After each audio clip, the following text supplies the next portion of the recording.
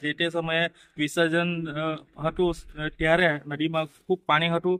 તે સમયે જે વિસર્જન કરી સારી શ્રદ્ધા અને પ્રેમપૂર્વક ધર્મના હિસાબે વિસર્જન કરેલું ગણપતિ બાપાની મૂર્તિનો પણ પૂરના કારણે જે નદીની બોર્ડરે વિસર્જન કરવામાં આવેલું હતું જેથી કરીને પાણી ઓછું થતાં મૂર્તિઓ બધી બહાર રહી ગઈ હતી.